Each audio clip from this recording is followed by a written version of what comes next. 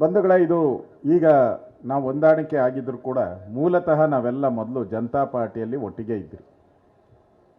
ನಾವೆಲ್ಲ ಜನತಾ ಪಾರ್ಟಿ ಇದ್ದಾಗ ಒಟ್ಟಿಗೆ ಇದ್ರಿ. ಕಾಂಗ್ರೆಸ್ಸಿನ ದುರಾಡಳಿತ ಎಮರ್ಜೆನ್ಸಿ ತಂದು ಪತ್ರಿಕೆಯವ್ರನ್ನೆಲ್ಲ ಜೈಲಿಗೆ ಹಾಕಿ ವಿರೋಧ ಪಕ್ಷದವ್ರನ್ನೆಲ್ಲ ಜೈಲಿಗೆ ಹಾಕಿದಾಗೂ ಕೂಡ ನಾವು ಕೂಡ ಅವತ್ತು ಜನಸಂಘ ಮತ್ತು ದೇವೇಗೌಡರು ಕೂಡ ಜೈಲಲ್ಲಿ ಹೋಗಿ ಇದು ಬಂದಂಥವ್ರು. ಅಂದರೆ ಕಾಂಗ್ರೆಸ್ಸಿನ ವಿರುದ್ಧವಾದಂಥ ಒಂದು ರಕ್ತಗತವಾಗಿ ನಮ್ಮ ಮೈಯಲ್ಲಿ ಬಂದ್ಬಿಟ್ಟಿದೆ.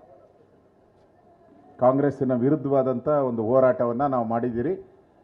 ಮೊದಲಿಂದನೂ ಕೂಡ ಜನತಾ ಪಕ್ಷದಲ್ಲಿ ಈಗ ಮತ್ತೆ ಆ ಒಂದು ಅವಕಾಶ ಇವಾಗ ಹೊಂದಾಣಿಕೆ ಆಗಿರೋವಂಥದ್ದು ಅದೇ ಮಾದರಿ ಅಂತ ತಿಳ್ಕೊಳ್ಳಿ. ಸ್ವಲ್ಪ ಏನಾನ ಮನಸ್ಸು ಮಾಡಿದರೆ ಯೋಚನೆ ಮಾಡಿರಿ. ಸ್ವಲ್ಪ ಒಂದು ವರ್ಷದ ಹಿಂದೆ ಏನಾದರೂ ಮನಸ್ಸಾಗಿದ್ದರೆ ಈ ದರಿದ್ರ ಸರ್ಕಾರ ಇವತ್ತು ಬರ್ತಾನೆ ಇರಲಿಲ್ಲ. ಗ್ಯಾರಂಟಿನ ಬರ್ತಾ ಇತ್ತ ಇವರು, ಹೆಜ್ಜೆನೇ ಇಕ್ತಾ ಇರಲ್ಲ ಇವರು. ಒಂದು ವರ್ಷದಿಂದ ಏನಾನ ಈ ಥರದ ಹೊಂದಾಣಿಕೆ ಆಗಿದ್ದರೆ ಈ ದರಿದ್ರ ಸರ್ಕಾರ, ಈ ಲೂಟಿಕೋರರ ಸರ್ಕಾರ ಬರ್ತಾನೆ ಇರಲಿಲ್ಲ. ಬಿಡಿ, ಆಗಿದ್ದಾಗೋಯ್ತು. ಇನ್ನು ಮುಂದೆ ಆದರೂ ಏನು ಮಾಡಬೇಕು ಅಂತ ಯೋಚನೆ ಮಾಡೋಣ. ಈಗ ಆ ದೇವೇಗೌಡರನ್ನ ಗೆಲ್ಲಿಸಿದ್ರೆ ಮತ್ತೆ ನಮ್ಮ ದೇವೇಗೌಡರಿಗೆ ಕಿರೀಟ ಬರ್ತೈತೆ. ಎಲ್ಲಿ ನಮ್ಮ ದೇವೇಗೌಡರಿಗೆ ಕಿರೀಟ ಬರ್ತೈತೆ. ಅದನ್ನೇ ನಮ್ಮ ಫಿಲಮ್ ಮುನಿರತ್ನ ನಮ್ಮ ಡೈರೆಕ್ಟ್ರು ಹೇಳಿದ್ದು. ನಮ್ಮ ಡೈರೆಕ್ಟ್ರ್ ಅವರು ನನಗೂ ಗೊತ್ತಿರಲಿಲ್ಲ ಅವರ ಕ್ಯಾಂಡಿಡೇಟ್, ಕಾಂಗ್ರೆಸ್ ಕ್ಯಾಂಡಿಡೇಟು. ನಾನು ನಮ್ಮವರೇ ಹಂಗೆ ಇಲ್ಲಿ ಅಂತ ತಿಳ್ಕೊಂಡಿದ್ದೆ.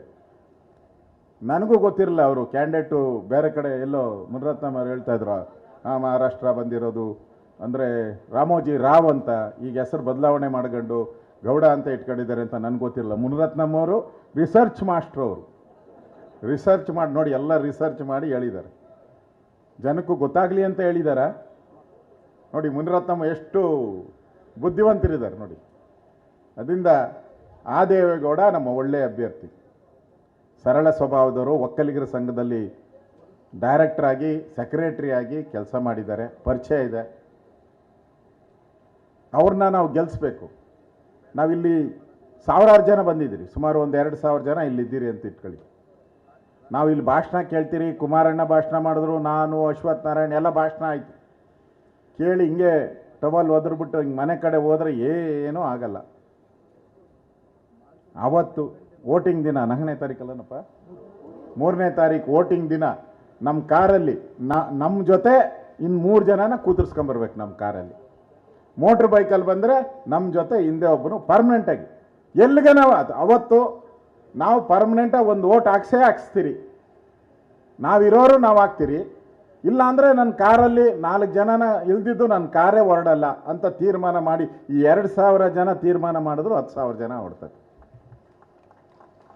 ಅವಾಗ ಕುಮಾರಣ್ಣವರು ಸಭೆ ಕರೆದಿದ್ದಕ್ಕೂ ಸಾರ್ಥಕ ಆಗ್ತೈತೆ, ನಾವು ಭಾಷಣ ಮಾಡಿದ್ದಕ್ಕೂ ಸಾರ್ಥಕ ಆಗ್ತೈತೆ, ದೇವೇಗೌಡರು ಈ ದೇಶದ ಪ್ರಧಾನಿ ನರೇಂದ್ರ ಮೋದಿ ಆಗಬೇಕು ಅಂದಿದ್ದಕ್ಕೂ ಸಾರ್ಥಕ ಆಗ್ತೈತೆ. ಇಲ್ಲ ಅಂದರೆ ಚಪ್ಪಾಳೆ ಹೊಡೆದು ಹೋಗೋದು ಬಿಟ್ಟರೆ ಏನೂ ಇರಲ್ಲ. ಮನಸ್ಸು ಯೋಚನೆ ಮಾಡಿ. ನಾನೇನು ಸಮಯ ಜಾಸ್ತಿ ಕೇಳಲ್ಲ ನಿಮ್ಮನ್ನು. ಓಡಾಡ್ರಿ, ಮನೆ ಮನೆ ಪಾದಯಾತ್ರೆ ಮಾಡಿರಿ, ಕೈ ಮುಗಿರಿ, ಬಿಸಿಲ ಏನೂ ಇಲ್ಲ. ನೀವು ಬರೋ ದಿನ ನಿಮಗೆ ಲಿಸ್ಟ್ ಕೊಟ್ಟಿದ್ದಾರೆ. ರಮೇಶ್ ಗೌಡ ಎಲ್ಲರಿಗೂ ಲಿಸ್ಟ್ ಕೊಟ್ಟಿದ್ದಾರೆ.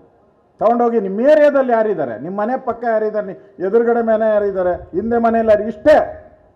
ದೂರನೂ ಹೋಗ್ಬೇಡಿ ನೀವು. ನಿಮ್ಮ ಮನೆ ಸುತ್ತೂ ಇರೋವಂಥವ್ರನ್ನ 4 ಜನ ಮಾತಾಡ್ಕೊಂಡು ಫೋನಲ್ಲಿ, ನಾನು ಇಷ್ಟು ಗಂಟೆಗೆ ಹೊರಡ್ತೀನಪ್ಪ, ನಮ್ಮದು ಪೋಲಿಂಗ್ ಸ್ಟೇಷನ್ನು ಈ ಥರ ಜಯನಗರದಲ್ಲಿದೆ, ನಮ್ಮದು RR ನಗರದಲ್ಲಿದೆ, ಎಲ್ಲೋ ಒಂದು ಕಡೆ ಬೊಮ್ಮನಹಳ್ಳಿಯಲ್ಲಿದೆ, ಎಲ್ಲೋ ಒಂದು ಕಡೆ ಹೇಳಿ ನಾನು ಹೋಗ್ತಾ ಇದ್ದೀನಿ, ನೀವೆಲ್ಲ ಬರಬೇಕು ಅಂತ ಕರ್ಕೊಂಡು ಅವ್ರಿಗೆ ಏನಾನ ಕಾಫಿ ಕೊಡಿಸಿ ಸೀದಾ ಕರ್ಕೊಂಡೋಗಿ ಓಟ್ ಹಾಕಿ ಬಂದರೆ ಈ ಸಭೆ ಮಾಡಿದ್ದಕ್ಕೂ ಸಾರ್ಥಕ ಆಗ್ತೈತೆ. ಆ ದೇವೇಗೌಡರು ಗೆದ್ದೇ ಗೆಲ್ತಾರೆ.